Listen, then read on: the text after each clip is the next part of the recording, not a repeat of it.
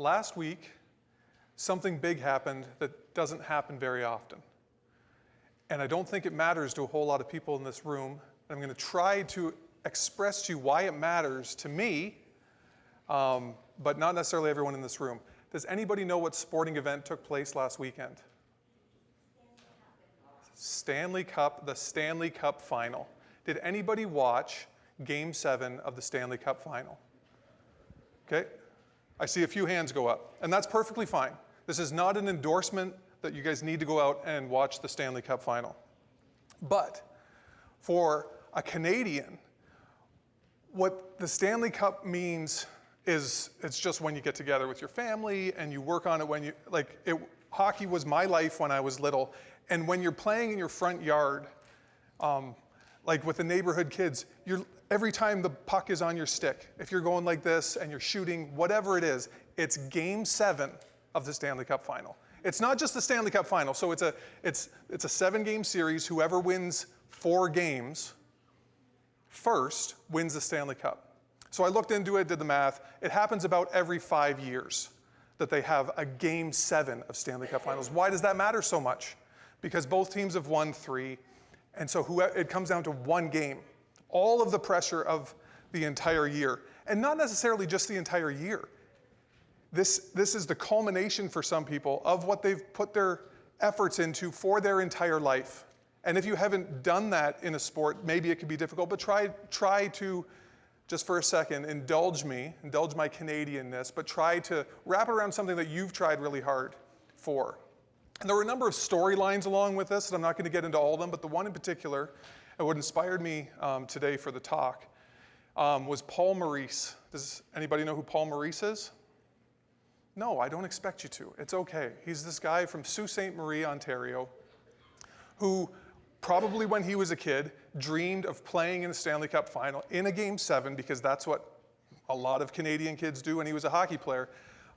They dream of Game 7 Stanley Cup final. But while he was playing, when he was 20 years old, he got an eye injury and couldn't play anymore. So he started coaching at the age of 20, which is very, very young. Usually it happens a few years after. He started when he was 20, and he's now, I don't know what they said, I think he's about 58. He became the second youngest coach in the history of the NHL when he was 28, and he has lost more games than anybody in the history of the NHL, which is not the record that you want to have, but it shows that he's been in it a really long time. And he has won, up to this point, exactly 0 Stanley Cups. Okay? So you think about all the time and effort that you put into something. This man, what he spends every day doing for the last 30-some years is trying to get to the level to win this particular trophy, this particular championship. And that took him all over the United States and different places. He's got to, kind of drag his family along. He ended up having to go to Russia to coach for a little while, but all of that was backstory to get to the third period even. So there's only one period left. And his team, the Florida Panthers, were up 2-1. And the Florida Panthers, what they're known for is being very defensive and having kind of a boring type of hockey where they don't score a lot of goals and they don't make it easy for somebody else to score goals. So when it was 2-1, there was 20 minutes left. Okay? Imagine working for something your entire life, and it's 20 minutes away. Okay? How long would that 20 minutes take? Was it? What do you think? Forever is what you would think. And so during the game, they talked about it, that the Edmonton team, who is trying to come back because they were down 2-1, that time just seems to be slipping away from them, that it goes really, really fast, right? They need more time because they have to get that one goal, and it seems that they look up at the clock, and every time they do, there's another 5 minutes gone, and it just goes away so quickly. And they said for the other team that's trying to hold on as much as they can to that win, to that one goal lead, as they look up at the clock, it's just ticking by. Every time they look up, it's like 3 seconds. And that was a theme of what they were talking about during the episode, or during the game, and throughout the third period. The game ends, Florida wins, and they take the cup and they skate around with it, and all these grown men that look like bears because they grow their beards out all through the playoffs, tough people, they come out with the injury reports afterwards and how many of them have broken bones, broken ribs, broken sternums, sprained, all sorts of different things. But they all do it to try to win this thing. So that's just trying to get you an understanding of what happened. But Paul Maurice finally won the Stanley Cup as the head coach of the Florida Panthers. Yeah, all right. It's nice for him to accomplish that. He worked hard at it. He kind of put in his time. He took the most losses of any coach of all time. It's a nice thing. We can be happy for that a human being has accomplished his goal. That was a nice goal. Okay? Can we agree on that? Again, I'm not endorsing, going out and watching hockey or anything like that, but it's what Canadians do, so just trying to get you to understand. But Paul Maurice is known for losing a whole bunch, head coach a long time, but he's also known for being very honest in his interviews. And so reporters like talking to him because most sports, if you've ever watched sports interviews, they tell you nothing. Like, oh, what'd you think, in that last period you were up 2-1? It's like, we worked really hard, we gelled as a team, the guys really came together. That's nothing. They just say nothing whatsoever. But this guy is known for actually sharing what he actually feels and what he actually thinks in the moment. And so it makes for good content for these reporters.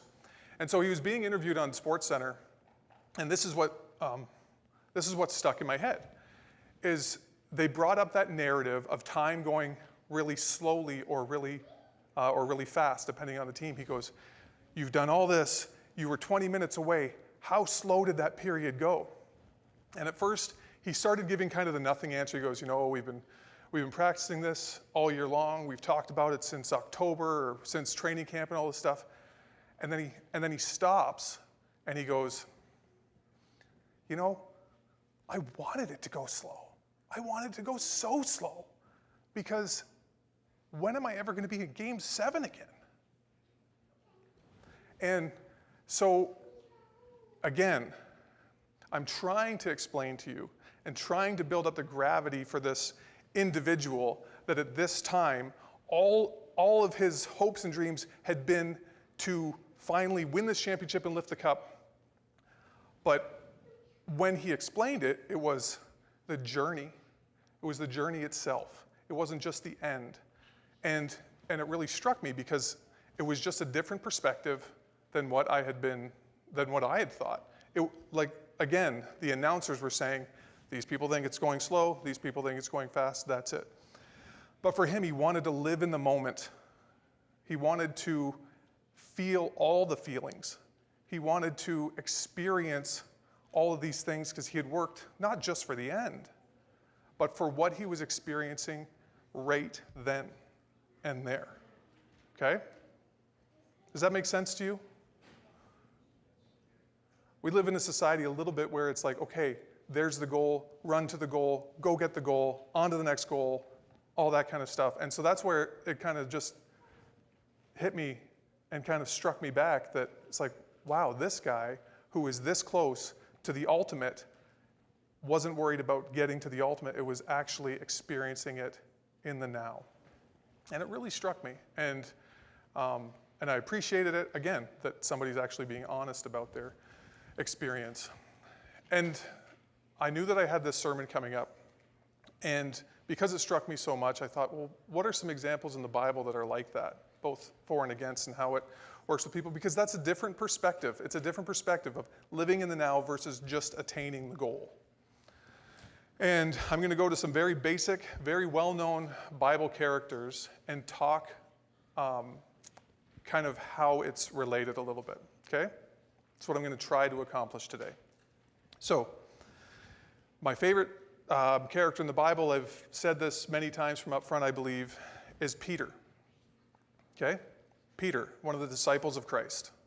Okay? Now let's get in his mind a little bit. Let's get into what he was working towards. Let's get into what his expectations were. Let's get into what his hopes and dreams were, okay? So if we can, let's try put our minds in little Peter, who's growing up in Israel, who's hearing stories about what's going to happen in Israel. So at the time, there was an occupation. Who occupied Israel at that time? Rome. Rome occupied it. Did they like it? No. If somebody came into the synagogue and talked about what does it mean to be occupied by Rome, would everybody have an understanding of what that means? Would they have to take 5 minutes to explain it? No, because everybody was going through it. And then Messiah, okay? Messiah, the Christ, the anointed one. If somebody came to the synagogue and explained at that time that the Messiah was going to come, that the Messiah was prophesied, that somebody will come and be a deliverer, were people aware of those terms? Yes, they were aware of those terms. They were thinking along those lines. All through the New Testament, it's clear that when Christ comes, there are people who deny that he is the Messiah, but they know what Messiah is, and they have a particular idea of what Messiah is, and he doesn't fit it, so therefore it's not there. But people knew what the term Messiah was, and they had ideas of what it was going to be. Now, little Peter, what did he think the Messiah was going to do? Anybody? Liberate Israel from Rome. That's what they thought he was going to do. And so you had Peter, and Peter was in a family where he wasn't going to attain some really high level. He was just an individual who was in the community. He worked as a fisherman, which is a wonderful job to have. My son wants to do it when he grows up. He's saying no, but he does. That's what he'd like to do when he grows up. So but that was his lot in life. He was to grow up and be a fisherman. But somewhere along the line, he wouldn't mind if the Messiah came and allowed them to be out from under Rome. They didn't like it, okay? So he starts hearing about things because his brother is with John the Baptist, and John the Baptist is saying that he's coming. And then he starts hearing about this Jesus, and so there's this person coming around who might be the Messiah. And if you've grown your entire life waiting for this Messiah, are you a little bit excited when there's a possibility that somebody is the Messiah? I would think so. I would think you'd be quite excited. I would think that you would say, now is the time, I've got to see this. You think about what the distances that people are traveling to go to concerts right now, or to be involved in different groups or whatever it is. Imagine that it's the Messiah. And we're thinking about it in the context of 21st century Christians, but to Jewish people who were under persecution and were under Rome, the Messiah meant something tangible and real, okay? So that's Peter. And Peter starts following around Jesus. What are some of the things that Peter witnessed? What are some things that Peter witnessed while following Jesus? Miracles. What's that? Calming storms. Allowing to walk on water. He actually walked on water. Okay, this is Peter. So, can you turn with me to Matthew 26, 33. Sorry, no, Matthew 16, 13 through 16. Matthew 16, 13 through 16. And even though, people were talking about whether he'd be the Messiah, the first time it's actually stated is in Matthew 16, or one of the most prominent places, I should say. Matthew 16, 13. When Jesus came into the region of Caesarea Philippi, he asked his disciples, saying, "Who do men say that I, the Son of Man, am?" So Christ right there says to his disciples, he is the Son of Man, but he's saying, what are people saying out there? Who do they say that I am? So they said, some say John the Baptist, some Elijah, and others Jeremiah, or one of the prophets. He said to them, but who do you say that I am? And Simon Peter answered and said, you are the Christ.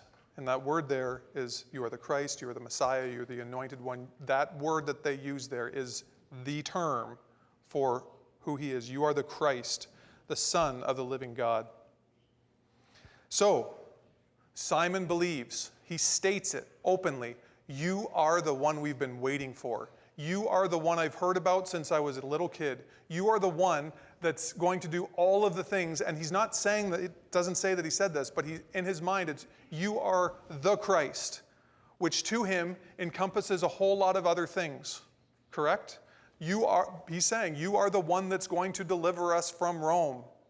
And we know that through his actions throughout his ministry. And everything that he's witnessing is encouraging that belief. It's solidifying that he is the Messiah. If he can perform miracles where he can feed thousands of people at a time, well, how difficult would it be for him to bring an army where someone can bring a backpack and they could feed hundreds of thousands of people? He's seeing people raised from the dead. He's seeing people healed.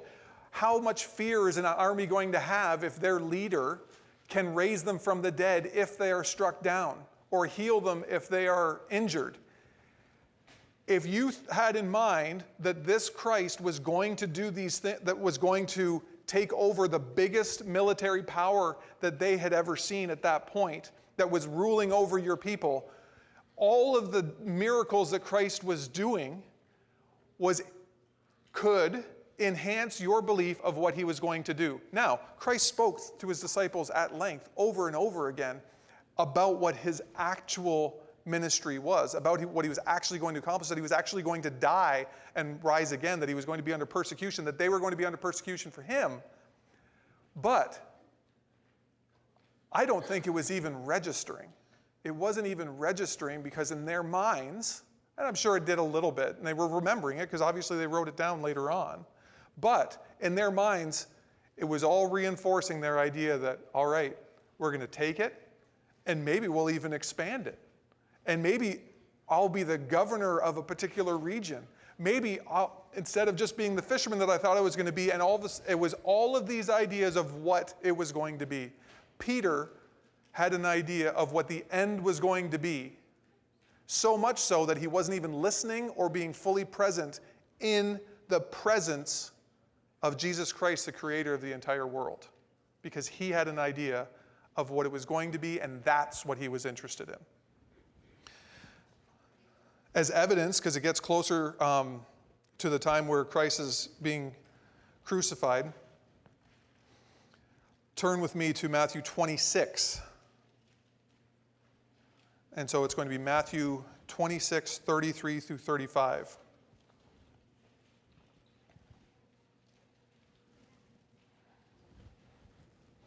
I'm actually going to back up to 31. So Jesus here says, then Jesus said to them, all of you will be made to stumble because of me this night, for it is written, I will strike the shepherd, and the sheep of the flock will be scattered. Who's the shepherd? Jesus. So he's going to be struck. He's telling them there's going to be something that happens to me, and you guys are going to scatter. Now, again, this is Jesus. They've seen things that he says that he'd prophesied come true. They had learned from him all along, but they had an idea. And the idea didn't include that he could be struck, that he could have something that would happen to him. So what did Peter say? Christ goes on saying, but after I have been raised, again, he's talked about dying and being and rising again, but here he says it again, but after I have been raised, I will go before you to Galilee. Peter answered and said to him, and to me this is as if he didn't hear a thing that he was saying, or that he thought he knew better. Even if all are made to stumble because of you, I will never be made to stumble. Despite the fact that you, Christ, have just said that I will stumble, I will never. Pretty bold. Pretty bold to think that your ideas about what's going to happen in your life are going to be contrary to what Christ says are going to be in your life. Jesus said to him, assuredly I say to you that this night before the rooster crows, which means, what? When does the rooster crow? In the morning, early morning, sometimes earlier if your neighbors have them. You will deny me 3 times. Peter said to him, even if I have to die with you, I will not deny you. And so said all the disciples. So we think of Peter doing it, but the other disciples, I mean, what are they going to say? You got Peter stepping forward and saying, never, I will die with you, not a chance. And the other disciples are there, they're not going to say like, well, actually, no, I could see myself stumbling. Yeah, no, we've been together for 3 years, but if something happens, I'm out. No. They also were like Peter saying, no, we'll never, we will not, we're going to be behind you. But these are the same disciples who were arguing over who would have which positions in the new kingdom. Because again, they had an idea of what was going to happen in their future. So much so that they were not listening to Jesus Christ, the creator of everything. They weren't listening to his very plain words, because in their mind they had an idea of how it was going to end. And how does it go for Peter? It goes exactly as Christ says it's going to go. He denies 3 times to 3 different people as he's there kind of on the outskirts, as everybody has been scattered. He's still been scattered, but he just wants to see kind of what's going on. But what is going on is completely contrary to what his view of how everything is supposed to go in the future. This is the conquering Christ that is supposed to raise up this nation to combat Rome. And what's happening? The leaders of that very nation get in cahoots or in concert with Rome to take this person. And what is his reaction? Peter's first reaction is, here we go. I've been away from my family a long time, and my kids, I've been following you. I've been waiting. I've been holding this sword for a long time, for just a time as this. Here we go. Let's give it to him. I mean, that would have been in his mind. It's, I'm going to do my will. And what does he do? Cuts off an ear. He takes off an ear of one of the guards. And so, where he thinks, all right, catalyst, here we go. On the war march, all of our followers that we've had, thousands of people following us, are going to join with us, and we're going against them. Instead, Christ picks up the ear that he had just cut off and heals the man that he sees as his oppressor, that Peter sees as his oppressor. He's said it, that he will not do what Christ said he was going to do, so he's not trusting in God's word. He's got an idea for what needs to happen, and he tries to actually initiate it. And the Christ that he thinks is going to lead the charge does the opposite of what he thinks he should do. He's healing the very men that he wants to rise up and kill. Okay? He's not experiencing the moment. He's not even listening to the person that's standing there in front of him. And it's not an unimportant person. It's the person he's chosen to spend 3 years of his life following. It's the person he believes is the Son of God, the Messiah, and he won't even listen to his plain words because his mind is on the end goal, is on the end of things in such a way that it doesn't allow him to be in the present, but it's constantly when. When can we do the next? When can we do the thing that we're going to do that we've been waiting for? And that's what Peter did.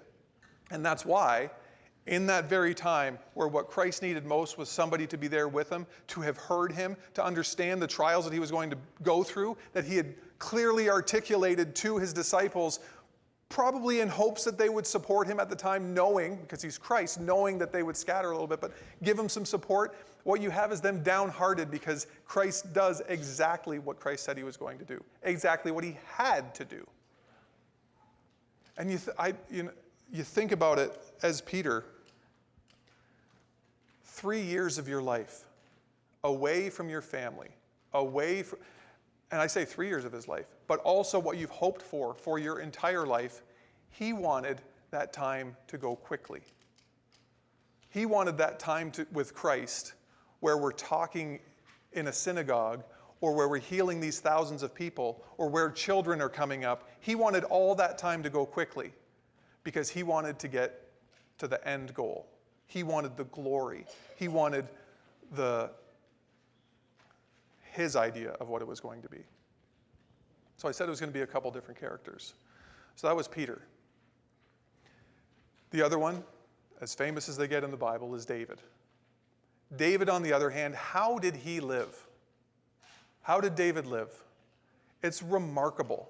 I think was it first quarter that we studied Psalms for Sabbath school in the quarterly?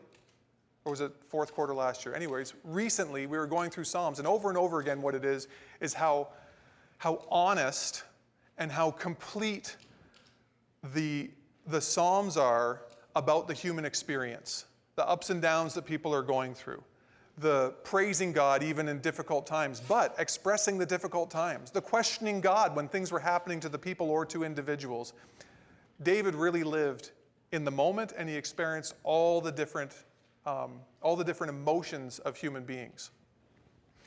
And let's look back to little David. What were little David's expectations when he was young? We're not really told. What are some expectations that you think David had when he was young? Be a shepherd. Be a shepherd. And again, I don't know, maybe we've got some people that want to be actually, we got talks in our family since we got dogs and cats and everything else. Let's get some sheep.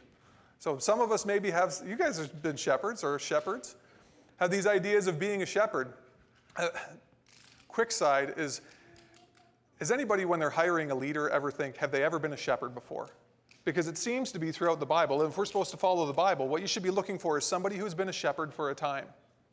Anybody? God did. God sees the youngest of Jesse's sons who is living out in the wilderness, who is fighting with bears and lions for sheep that, by all accounts, seem to be the dumbest of animals. And that's what his lot in life was. But what was he doing out there while he was doing it? What are some of the things that he did? What's that? Played a harp is exactly the answer I was looking for. Thank you so much. He played a harp. What else did he do? What's that? He fought against animals. He honed his skills with his sling. But playing the harp, he definitely played the harp while he was out there. Thank you for that answer. So he wasn't just sitting idly by. He was practicing some other things. But David put so much faith in his future and that it was in the hands of God. If you read through the story of David, from the very start when we meet him, there was a little bit of down there. There was a little bit where he didn't, and that's where he failed. But other than that, through his life, while the king of the nation that he loves and that he considers his brethren and his people is literally trying to murder him, he's still playing the harp and writing songs. Why? Because he didn't know exactly what the future was going to be, and he also had opportunities where he could have made it the way that he wanted. But he didn't. He didn't take like Peter where he had the opportunity to kill Saul. How many times? There's 2 for sure I can think of, where he took off pieces of his garment or whatever. But David lived his life in the knowledge that he didn't know exactly what the end would look like, but it was in the hands of God. Read through his story another time and think of it in that context. It was in his hands. And we know because he was anointed as the future king, right? He was anointed when he was young, correct? Who was the prophet that anointed him? Samuel. So, you've been anointed as the future king. And so in our minds, we might think, oh, that's like a king today where you get to live in a big palace and you drive around in Rolls Royce or whatever it is. But kings in those days, it was not a guarantee of an easy life. It could come with great tribulation, but even with that, he didn't know when it was going to be. He didn't know where it would happen. He didn't know how it would happen or anything like that, but he knew that would happen. But I don't think that it's because he knew that he would become king that he put his life in God's hands. I think if he stayed a shepherd, he would have been happy to be a shepherd with his life as a shepherd in God's hands. How it would go throughout his life and how it would end would be in God's hands. And that's why God knew that he could put the kingdom in his hands. But look how much David lived in the now. His future was secure. His future was secure in that it was in a loving God's hands. And it allowed him to live life like very few people then and very few people now actually live it. If you knew, I'll ask you the question. If you knew that you were going to win $5 million in 5 years, would you live any differently today?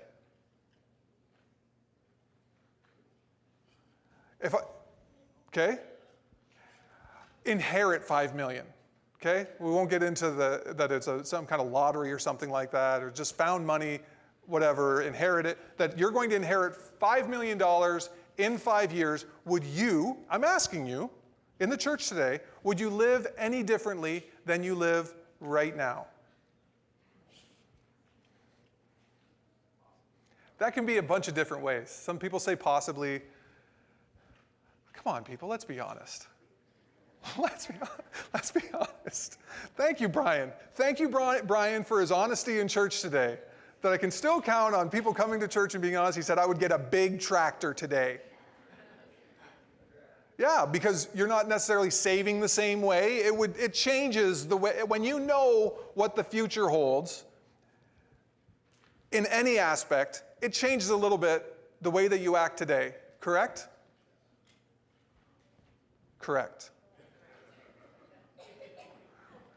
I see people saying no. Now, in certain aspects, I hope that it wouldn't change. I don't think that I would move, or I don't think that, a number of things would happen. But there's these memes going around that says, I might not tell people that I just became rich, but there would be signs. Has anybody seen that or heard of that? It's just a funny way of saying, like, now I would drive a nicer car, or just little things that people would like. I'll say mine. I like brand new socks. If I just had unlimited funds, I would have brand new socks all the time. I'd only ever wear new socks. It's a ridiculous thing, but I just mean an example. It would change things. But that's when you know. That's when you know what that future is. Because I just gave the example that you knew that it was going to happen. What was amazing to me with the Paul Maurice thing is that he was appreciating it in light of that he didn't know. He was playing against a really good team. They could have scored a goal, and his whole story would be a whole lot different this week than it is now. If he had lost that game, it would have been an epic crumble. It would have been a failure as a coach and as a team that hasn't happened since like the 1940s. Okay? There's other factors that I won't get into, but he would have lost again. The losingest coach would have lost again. And it was easy for him to say it in hindsight, but he said, no, I wanted to experience it then. But imagine how he would have experienced if he knew that he was going to win. If you know that you're going to win, if you know that that game's going to end at 2-1, how slow do you want it to go then? Really slow. Really, really slow. Because you know that you're going to get that prize at the end, and so you want things to just slow to a crawl. You want to be able to look up in the stands and try to find your family members. You want to look down at your players and think of all the things that you've been together through. You want to experience your other coaches' emotions as they're going through it. You want to go through all of that because you know what the end is. You want to experience the whole thing along the way and enjoy the entire experience along the way. So why am I telling you that today? Pardon me? 1,000 years. I don't know what you mean exactly by that, but Oh yeah, we do get to experience it for 1,000 years. Amen.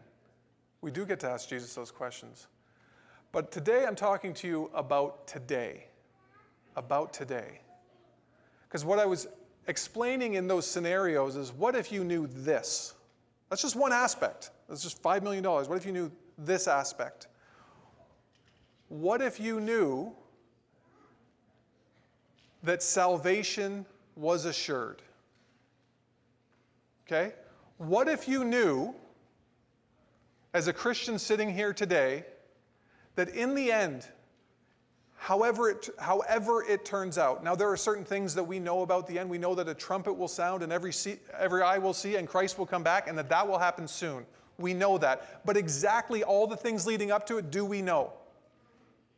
Do we know exactly how it's going to happen? No, we don't. Thank you. We don't know exactly how it's going to happen. We can work with Christ to share the good news with other people, but are we the ones directing exactly how things are going to happen at the end? No. So stop. Stop trying to know exactly how it's going to happen. Stop not trying to know exactly when it's going to happen. Know that it's going to happen and that it's sure and that the God who's coming back, Jesus Christ who's coming back, loved you enough to die on the cross for you and wanted you to know by having this word written down, by having witnesses to it share their stories, so that you would know all of the things that he has done, the character who he is, that when it happens, your salvation can be assured. You don't have to worry about that anymore. You don't have to try to make some of that happen. You have to appreciate what he's done, look forward to that thing, and have it affect how you live your life every single day. And how do I know that that's how you should do things? Jump into the epistles. Jump into the epistles. Jump into what Paul says. Jump into what Peter says. Jump into what James says in those letters to begin with as a foundation. Over and over again, what they will say is, this is what God has done for you in the past. This is what he will do in the future. These are things that you're dealing with right now. But first, as your foundation, know that your future is secured. So therefore, live according to that, which I will suggest should be that you live more like David, more fully, more present, more joyful. And again, why do I say it? Because it's in the epistles. Turn with me to 1 Peter. 1 Peter 1, 3 through 9. It's a fairly long section, but it's right at the start. So what book is it? 1 Peter. Well, I was just talking about Peter. He was that failure. He was the guy who failed. He was the guy who was trying to make things happen. He had an idea of what Christ was going to be. Was Christ the Messiah that he thought he was? No. He was the Messiah, but he was not the Messiah that he thought he was. He was forgiven by God. He was forgiven by Christ for his failures. Thankfully, he remembered all the things that Christ had done, and he could look back on it after Christ had died and risen and realize, oh man, he had said all of those things. He was so clear about it, but my mind got in the way of it. How often do you realize after you've gone through something that you wish you could have slowed it down and been more present when you're through it, after the fact? Anybody have that? There's something in their life they wish they could have appreciated more in the moment when they're looking back on it. The old hindsight's 20/20. Yeah, we all have it. Imagine the extent that you have it. And I think with a lot of parents, it's when your kids are little and they're all whining and there's all the craziness and everything, you're just like, oh man, how can we get through another day? How can we get through a week? And all of a sudden, they're 5 feet tall, and you're like, where did that happen? That's where as humans we can really understand it. Now try for a second just to think. Imagine being in Peter's shoes. Imagine being in Peter's shoes or sandals. Who had the opportunity, who had the experience of being with God in flesh for 3 years and spending that time dreaming of military conquest to the point that he didn't listen to the words that people have studied for thousands of years and still glean unbelievable wisdom. He was sitting right there with them thinking, wonder what position I'm going to get. Am I going to be a general? I got this sword here, can't wait to use it. we have it, can you imagine how he would have it? So 1 Peter 1, 3 through 9. This is how he starts an epistle. Think about it in the context of who he is, how he would have looked back on that time, and the fact that he was forgiven and was a leader in Christ's church. Blessed be the God and Father of our Lord Jesus Christ, who according to his abundant mercy has begotten us again to a living hope through the resurrection of Jesus Christ through the dead.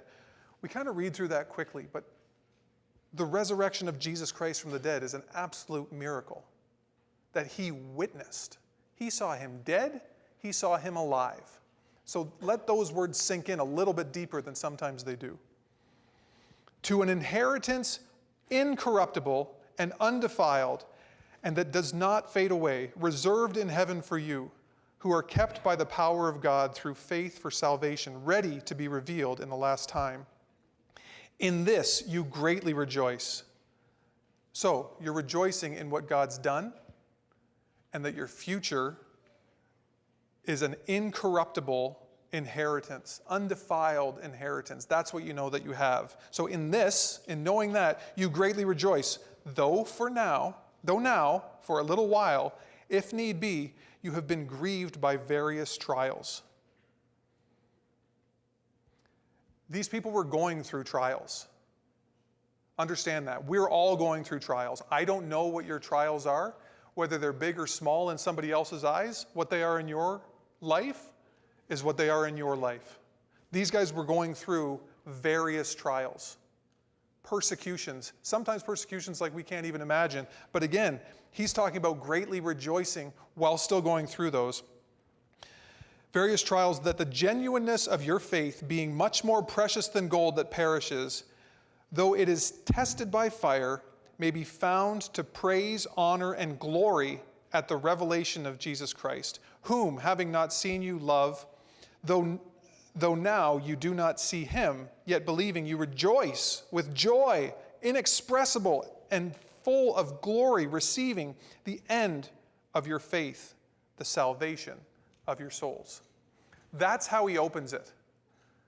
Before he gets into how to deal with these different trials, first, have your foundation. Have your future understood. You don't know exactly what's going to happen, but you know that it's going to be exactly right. It's going to be exactly what you need because it's in the hands of a God who cared so much about you that he came to earth to die for you. So we can go out today knowing that. Now, as we go out, should we have in mind, oh, I just want to get through this.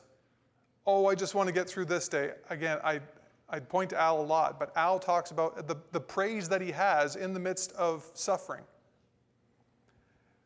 Our salvation is sure. We know what it's going to be in the end, and that's going to be for eternity.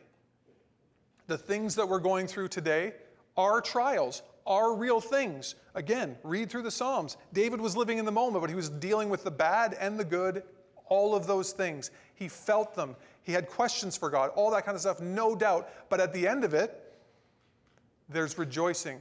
Or through it, there's rejoicing. There's joy in knowing that the God of everything is in control of the past that needed to be done, of your present, and eventually that wonderful eternity that we're going to spend with him. So as we go out, and we go out into this country, into this world, that right now, after this week, and this is not, I'm not getting whatsoever into the political things, except for the fact that I think everybody was like, this is what I'm relying on for the 4 years of future. And I don't say that to get into it, except the fact that people don't know what the future holds. Unless you know of the salvation that you're going to have, unless you know that there is a God in charge of everything, how difficult that would be to go through the world trying to hook trying to align yourself with people or institutions or organizations. And right now, there's a lot of people that want that hope. So when we go out, We can't focus on the struggles. We can experience them. We can go through them. We can go through them with joy. But we need to show that we have a hope and a future. That it's in the hands of God. That we don't have to worry about that anymore because we know that it's true. Because the world wants that right now. We as all human beings want that. How wonderful it is that we have it. And I pray that you all do have it.